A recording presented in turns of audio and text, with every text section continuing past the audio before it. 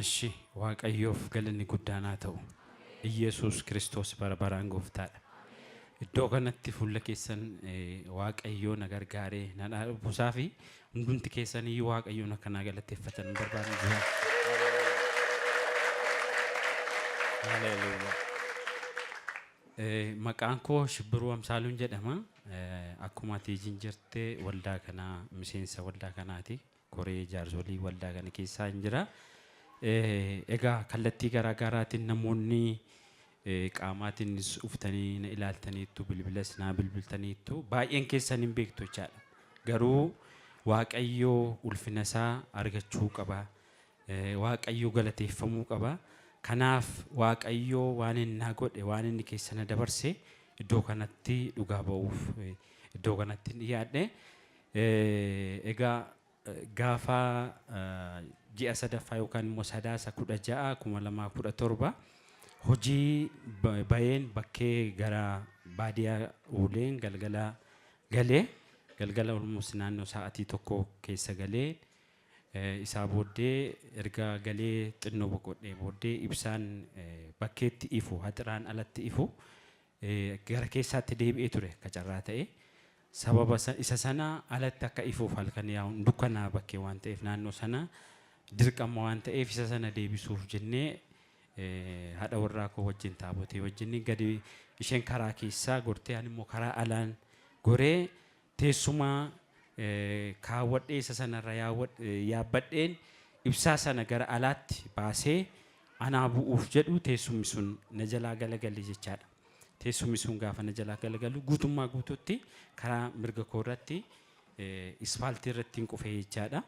Ispaaltii irratti hin kufee isaa booddee achi ka'uu hin dandeenye jechaadha. Namoota achumaan akka carraa ta'ee mucaan koo dura ittiin na bira turte isheen dhiigi baay'ee waan dhangala'eef isa sana argitee baay'ee boosse isaa booddee taaboteenis keessa turte isarraa kan ka'e taaboteenis iyyuutti kaatee isaa booddee namoonni naannoo sana jiran xibbaqaara jiran dhufanii achiitti na kaasanii kallattiitiin gara mana yaalaa naannoo keenya jirutti na geessan jechaadha. Achumaan homaa socho'uu hin dandeenye qaama koo kana guutummaa isaatu miidhame. Kuni akkuma irratti kufee hafetti achumaan hafe jechaadha. Socho'uu hin dandeenye gaafuma sana. Isaa booddee achi na geessanii isa askoo dhiige sana kuni koo miidhamee ture. Achumatti naa suphanii naa ashaganii achumaan namoonni ollaas turan waan ta'eefi achumaan fuudhanii mana hospitaalaa na geessan jechaadha. Makiinaa karaa duubaa guutummaa isaa otoo xinnoo ishee socho'uu hin danda'u waan ta'eefi guutummaa isaa dalgasaarra kanan ciise jechaadha. Namni tokko miila koo baatee guutummaa halkan sana hospitaalaa na geessan jechaadha. Hospitaalaa dhaqee isaa booddee achitti jarri CT iskaaniitiin ilaalan already waan sun cabee akka jiru arganii waan sun agarsiisa riizaaltiin isaa tootaalii asitti lafeen jiru gadhiisee jira waan ta'eef yagiddi operaasyoonii ta'uu qabda wanta jedhu yeroo sana dokteera ispeeshaalistii lafee sana bilbilanii isaa booddee borganama operaasyoonii goonaa fi hospitaal achuma haabulan siree qabatanii achumaan galgala sana siree qabanne jechaadha. Isaa booddee achiin mana siree nu geessanii achumaan siree kadhannee halkan sana waaqayyootiin kadhachaan bulee egaa qalbii koo keessatti yaada koo keessatti yaa'u waan koo nagaadhaa kan mukootu tootaalii socho'uu hin danda'u malee sammuun koo waan hundumtuu nagaadhaa waaqayyootti bu'aan ture. Fedha kee yoo ta'e operaasyooniin kun narra haa darbu. Yoommoo fedha kee ta'e narratti haa ta'u jedheen achuma ciisee halkan sana guutummaa isaa kadhachaa bule. Waaqayyoo egaa fedha isaa ta'e buleessaa namichi sa'aatii 7tti dhufe. Almost sa'aatii 7tti ispeeshaalistiin sun dhufe naannoo sa'aatii halkan keessa sa'aatii 2tti jechaadha kan ba'e. Almost sa'aatii 2 kan nutti himame yoo baay'atte baay'ee sa'aatii 2 kan isin turtan nuun jedhanii garuu akka carraa ta'e nuyi isa kana expect goone namoonni na wajjin turan illee baay'ee dhibbachaa turanii akka carraa ta'e asiillee namoonni dhufan turanii baay'ee dhibbina hamaatu ture jechaadha. Biiroo koorraa namoonni dhufanii turanii yeroo dheeraa waan tureef operaasyoonii yeroo dheeraa waan fudhatee fi baay'ee nahanii garuu waaqayyoo achi keessatti homaa tokko tun ta'in nagaatti fayyaatti achitti operaasyoonii fudhadhee gara siriitti nan deebi'e almost guyyaa 5 ciisechaadha achi hospitaala sana achi deebinee manatti gaafa gallu akka carraa ta'ee raajiin faas namoonni garaagaraa gaafa sana nu wajjin dhufanii waaqayyoon nu kadhatanii waaqayyoo maal jedhee fayyiteetta naan jedhe gaafuma sanachaadha fayyiteetta naan jedhe haleluuyaa yesuus kiristoosiif galanni guddaan akka fayyiteetta naan jedhe akkasumas immoo sababiin isaa maal akka ta'e diinni aaree waan carraa guddaa fuuldura kee akka jiru wanti guddaan fuuldura kee akka jiru sana aaree isa sanaaf eekamee akkanni kanas irratti fide even kana utoo hin ta'in yaaliinsaa waan biraa akka ta'e du'allee akka ta'e waaqayyoo natti dubbate egaa guyyaa sanaa qabee namoonni qaamaatiin mana dhuftan argitanitu meeshaa garaagaraa naa kennanii turanii meeshaa harka lamaaniin qabatamu miilli koo kun sirriitti lafa deemuu hin danda'u ture isaatiin deemaan ture ergasiitii ji'a tokko booddee ji'a lama booddee immoo kiraanchii harka tokko naa kennanii isa sana qabadheen deemaa ture isaa booddee ammas ji'a tokko booddee gaafa nu beellaman gaafa ilaalamu gaafa mana yaalaa deemu ispeeshaalistiin suni kanaa booddee miilla keetiin deemuu dandeessa kiraanchiinis hin barbaachisu jedhe akkasittiin waaqayyoo na hiikecha haleluuyaa yesuus na gala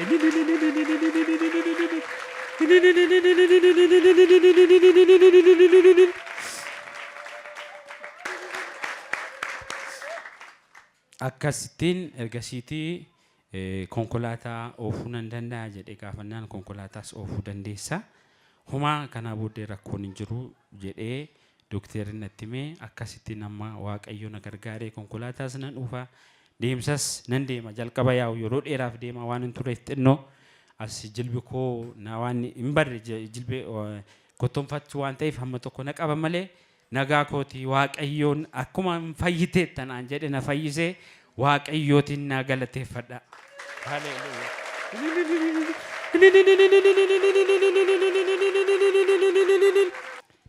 waaqayyoof galanni guddaan haa ta'u utuun hin dubbatin fuuldura waaqayyoon na galateeffadha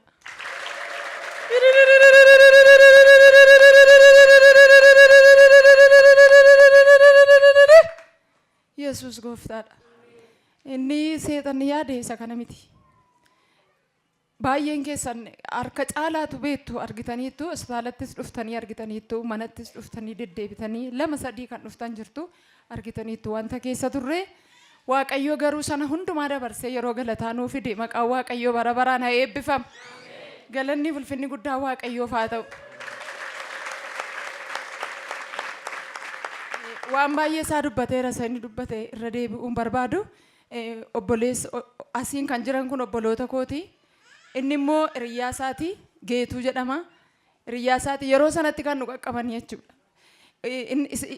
warri kun as ta'aniiti inni garuu qaamaan nu qaqqabe yeroon sun maaliif asiin ture waan ta'eef as turree achitti gallee nama beeknu hin qabnu ollaan beeku maalin jedhuun jedhe alarra jiraatu mana alarra jiruuti kan inni sa'aatii daqiiqaa tokko gidduutti maal akka ta'e hin beeku ibsaanatu ibsee ol deebi'ee ibsaa ibsee moo ol deebi'ee gaafanii waxbeetiiti ba'eenas gala gaafan jedhu dukkananatti ta'e dukkananatti taanaan galagalee ilaale naa galuu dide ibsaanis hoo jira maaltu ta'e bitanatti gale gaafan dhaabbadheema ilaalu ibsaas balbalarraatu hin jiru achumaan booda ol galee kana gidduutti immoo inni dhufe gaafa inni dhufu ibsaan balbalarraa hin baddee jedheen itti hime maal ta'ee naan jedhe ilaaleen naan jira garuu hin hojjetu maal akka ta'e hin beeku asirra turee asirraa immoo kan deebise hin beekuun jedhe waan sinni boo jiraate waanuma harka namaatiin akka dungootti dadacha'eeti gamadi isaa dadacha'eeti kan inni qorqorroo jira keessa isarra kan bu'ee jiru daqiiqaa tokko kan hin caalle gidduutti jechuudha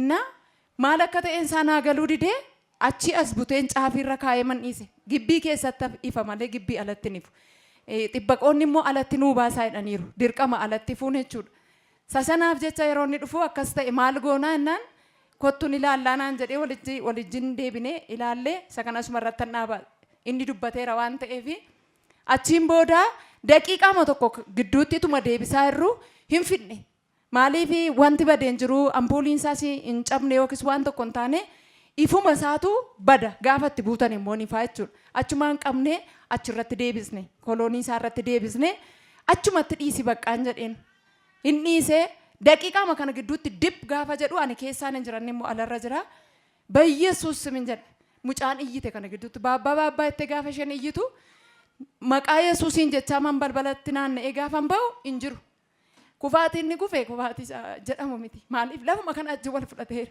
waamnaan dubbatu achiin booda dhaqeen ol kaasa gaafa jedhu harka koo kana jala galfadhu naa qabamuu dide dubbachuu na wallaale iyyuus na wallaale sa'aatii sanatti bayyesuusimiif afaan haaraa alatti homa tokko deebisuu nan dadhabe amma ta'eef afaan haaraa duwwaan dubbadhan ture sa'aatii afaan haaraa sun narraa dhaabbatutti nama waamuun naa dhufe namoonni immoo naannoo keenya naanna'anii jiru waan nama dhibu suuqii lama jira isa gadiif isa oliirra namoonni dhuftan beektu isa sanarra namoonni dhaabatanii jiran nutti dhufaniiru qixa kana naanna'anii jiru garuu nuun qaban maaliif galuufii dide amantaa baay'een isaanii amantoota miti waan ta'eef innan dubbadhu sun galuufii dide natti fakkaata gaafa narra taa'ee yaadu jennaan booda maaloo firoota konaan qabdanii gaafan jedhu battaluman dubbadhu sanatti dhufanii gara nama 8 ta'anii lafaa kaasuu dadhabanii baatanii geessan waan sinni buyoo jiraate daqiiqaa sana gidduutti asiin isaa hin buruqee isa buruqe sana gaafanii ol kaasuu fedhu dadhabee ol kaasuu dadhabeen qubuma koshee kanaan harkasitti qabadhe isa dhiigi keessaa dhangala'aa jiru jechuudha. Dhiigichi dhaabbachuu dide alli sun hin bade. Innaan booda mucaanuma iyyiti xibbaqaan shaashiinarraa fuudhee ittiin hidhee qabanii gaafa geessan harka koo irrumatti dabaleen akkasittiin qabadhee ga'e lafa hospitaala kilinikii naannoo keenya jiru fuuluma keenya dura jira. Achitti geessanii dhiigarraa miicanii maal jedhanii gaafa hodhanii jedhanii asitti si yaaluu hin dandeenyu siit iskaanii hin qabnu mirmaraa guutuu waan hin qabneef hospitaalatti deemii naan jedhan. Sa'aatii sanatti lafa naan cite. Maaliif yoo jettanii nama beeku isiniin jedheera namoonni fuudhanii achiin ka'an iyyuu namoota beeku miti jechuun wal dubbisnee maal jennee waan ol beennuu hin qabnu reefuudha kan achitti galle waan ta'eef inni tokko akkas naan jedhee lafa barbaadde yoo ta'e si duukaan jira jedhe barbaadde makiinaa keetii yoo barbaadde immoo kan kootiin si duukaan jira hin yaaddayni jedhe sa'aatii sanatti mukan qabadhu bal'aaleen dirribaatti bilbile dirribaatti gaafan bilbilu dirribaan as jiraachuu isaan naa galee daqiiqaa gidduutti. Deebiseen irraa cufe maaliif sa'aatiin 2 booda asii ba'ee homaa tokko iyyuu naa gochuu hin danda'u yesuusii na waaman jedheen hin maraatte naan jedhan safarri guutummaa nama waan hin qabneef yesuusi waameera ati na qaqqabina naa birmadhu jechaan gadiin ba'ee jarri hospitaala kilinikii sana keessaa gadi na baasanii alannan dhaabbadha yoon jedhe dhaabbachuu hin danda'u ture siin booda sammuu kootti baacuun natti dhufe. Isheettiin bilbile na qaqqabadhu jedhe dirribaadhaan na qaqqabi jedhiin jedhe abbaa manaa isheeti daqiiqaa kunan gidduutti mootera qaba waan ta'eef na bira ga'e obboleessi koo nutti dhiyoo jira ture tasumayyuu yaadanne maaliif nama waamu natti dhiyoo jira jedhee yaadne sa'aatii sanatti dirribaan isatti bilbile inni sun isin dhufee daqiiqaan waan an qabadhu wallaalee hospitaala nama barbaaddadhuuti hospitaalaan gaafa isaan jedhanii jara kanaan naa qabaa jechuun danda'u nama hin qabu waan ta'eef yeroo sanatti immoo waaqayyo namoota dagadhe waaqayyo naa laate sa'aatii sanatti obboleessi koo dhufee nu qaqqabee kan amma hospitaala ga'utti baatee fuudhee dhaqeessa ture. Baaccuun obboleettii isheetii fi mucaan kan biraan jira nama 3 ta'e kan sinni boo jiraate seexanni karoora guddaa baase akka nuyi du'i mana kootti ta'uuf wanta kaa'amu miti. Nan fuudha yeroon jedhu sanatti lafa yeroo kaafame waan addaa ture amma har'aa warri waaqa beekan hin beeknes waaqayyo dinqisiniif hojjetu jedhanii nu sodaatu maaliif akkaataan itti oolame akkaataa addaati waan oolamu keessaa miti jechuudha. Naan booda manatti deebi'ee ijoollee koo akka beektu godhi jedheen isaanitti kennee mana mucaatti kenneen fuudhannee deemne sa'aatii 4 keessa achii baane yeroo sa'aatii 6 halkan kee sa'aatii 6 jechuudha. Nan dagadhe raajitti bilbilee natti fakkaata. Raajitti bilbileeni sammuutti deebi'e ammas raajiin sa'aatii kana silkiin kaasuu kan jedhu galgala takkaamatti bilbileen dhiisee cufeen gara baaccuutti deebi'e. Innaa sa'aatiin 6 yeroo ta'u waan hundumaan mannaa sa'a oole kanaaf xumurameera. ilaalameera waan hundumti isaa eessi akka miidhame namoonni kan na yaaddessan namoonni kan yaadda'anis dhiigi sammuu keessatti dhangala'e wayii tokko ta'e isa jedhamu dhiigi sun baay'ee hamaadha kan dhangala'e waan ta'eef inni sammuu keessa isa sana sodaataniiti kan isaan hospitaalaan gaadhunaan jedhan gaafa dhanneessi geenyu isa sanatti bilisa fayyaadha kan cabee mudhii isaa kana keessa iddoon tokko hin hiikkate iddoon tokko immoo hin tarsa'e isa sana immoo waan xiqqoodhaan nuun jedhan waan xiqqoodhaan deebi'a hooma tokko hin jiru waaqayyoo sin hambiseera waaqayyoon galateeffadhaadhaan warri doktoroonni achi jiranis waaqayyoon galateeffannee achiin booda sa'aatiin 6 taate sa'aatii 6tti raajiin akka inni gara kadhataatti deebi'u anan beekuufi sa'aatii 6 geetuun jedheen isaan na bira jira geetuu sa'aatii kana sila bilbilaan raajii silkiin kaasuuti amma yeroon kun yeroo inni itti ka'uudha gara raajiitti meesejii naa barreessiin jedhe jibbeen kufeera jedhiiniin jedheen maaliif yeroon sun waldaa keenyaaf illee yeroo hamaa ture obboleessi keenya birraa turreef boqotamin baan keenya kooriin jira achi deebi'ee immoo yeroon kun nutti dhufu namni dunduraafamaa akka ta'e natti dhagahama waan ta'eef itti naa barreessiin jedheen ishedheenni sa'aatii sanatti naa barreesse raajiin akka ka'ee jiru yookiin immoo meesejii sun isa qaqqabee nuu deebise achumaan booda bakka nan abdadhee hospitaala keessatti hin bullee ganama daqiiqaa tokkotti kan jedhame suni yeroo dheeraa fudhate doktariin dhufuunis yeroo dheeraa fudhate amma kana homaa tokko hin nyaanne maaliif hin nyaatin jedhameera isuma duukaa soomiirra irra'unis innaa facaasaa sana galgala gaafanni kufee kana hin irraanfanne nyaata nyaachuuf innis beela'eera anis beela'eeran jedhee sa'aatiin sun sa'aatii misaa dhiyeessi saaloniitti baasii enneeti kan jalqabe garuu kan sin dhiboo jiraate gaafa roobii galgala sa'aatii 12 boodan urgoo dhugan inni immoo ganaa halkan kee sa'aatii 5tti sa'aatii 8tti sha'ee danfisanii fidaniif sinii galee galgala sa'aatii 12tti beela cinqii irra jirra roobii oolamee bulamee roobii halkan keessaa kan isaa gara kamisaatti siqee jechuudha waaqayyo maqaan isaa eebbifamu inni sun haa ta'uyyuu malee harki waaqayyoo mul'atee isa nurratti yaadame mana koo irratti jireenya koo miidhuudhaaf isa qophaa'e hundumaa waaqayyo gidduu gale haleluuyaa gidduu naa galuu waaqayyootiif waaqayyoon naa galateeffadha. Sa'aatii sanaa booda waaqayyo wajjin waaqayyo isa nimadhee na dhageessecha waaqayyoon galateeffachaa waaqayyotti bo'aa turre waan sin dhibu yoo jiraate waaqayyo isa karoorfame boolla isa qotame kiyyoo isa diriirfame hundumaa karaatti hambisee gojomii diina keenya akkasumaan godhee anaaf abbaa manaa koo anaaf mana koo anaaf waldaa koo moo'ichaan dhaabee namni fayyuu nama waaqayyootti gammaddan yoo jiraattan irraa hafuu keenyatti kan gammaddan harka keessan mataa keessan gararraatti ol fudhadhaa waaqayyoof galata naa laadhaa.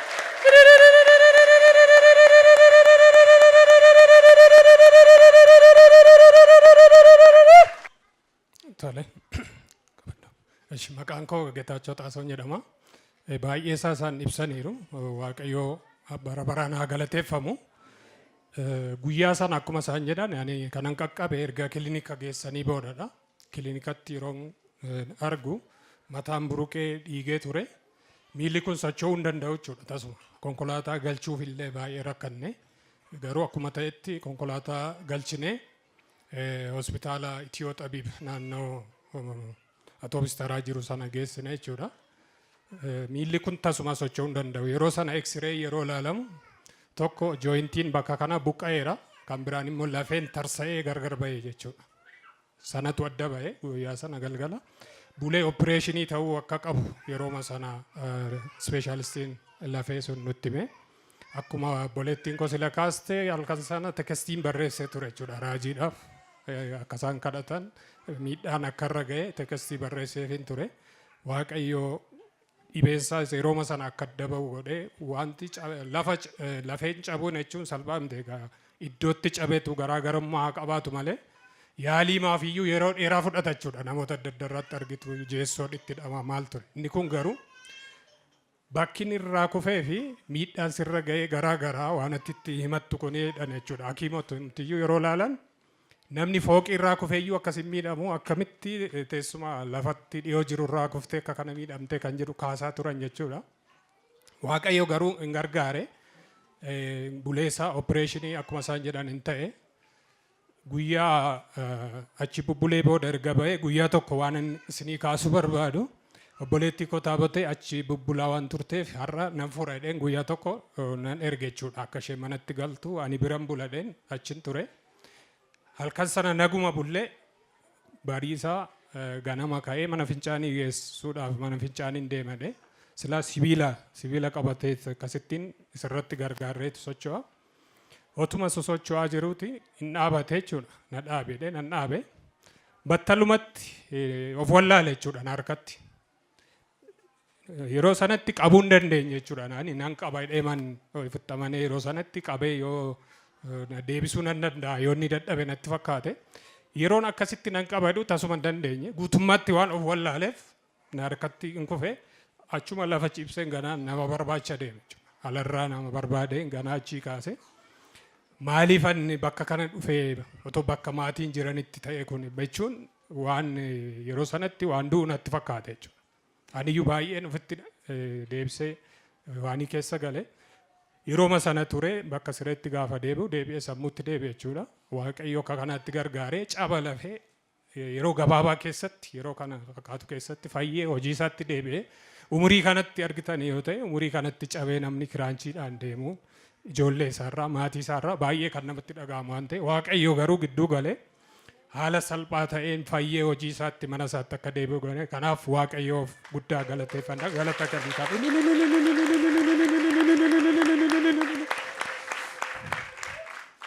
Kanaaf Waaqayyo obboleessi koos immoo Waaqayyoon amanata ture jechuudha. Obboleettiin koos kanuma Waaqayyo na gargaara kan jedhu amantii guutuu qabani. Kanaaf Waaqayyos sanumarratti hundaa'ee hin gargaare. Kanaaf Waaqayyos isa gargaareef dhugaa bahuuf as dhaabanne jechuudha. Waaqayyoof bara baraan galanni haa ta'u ulfaadha. Waan an dubbachuu barbaade wanta addaa silaarra deebi'uu koo miti. Raajii Addaamuus namoota waldaa kanaa kallattii kamiin nu bira dhaabbatanii naaf kadhachaa ji'a tokko kan lafti nuyi jirru baay'ee fagoodha.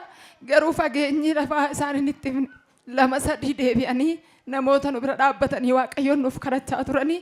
Indaganaa immoo as taa'anii mana isaaniis taa'anii bilbilaanis ta'u baay'ee Waaqayyoon kadhachaa turan hedduu isaanii jira waan ta'eef Raajii Addaamuu ijoo isa jalqabaa naa godhaati. Namoota iddoo kanatti argamanii na biratti argamanii nu wajjiniin dhiphinicha hirmaachaa turanii Waaqayyo isinaa eebbisu garaa keessanirraa. Waaqayyo isinaa eebbisu ayyaana isaa isiniif haa baay'isu amma dhumaatti jabeessee isinaa dhaabu.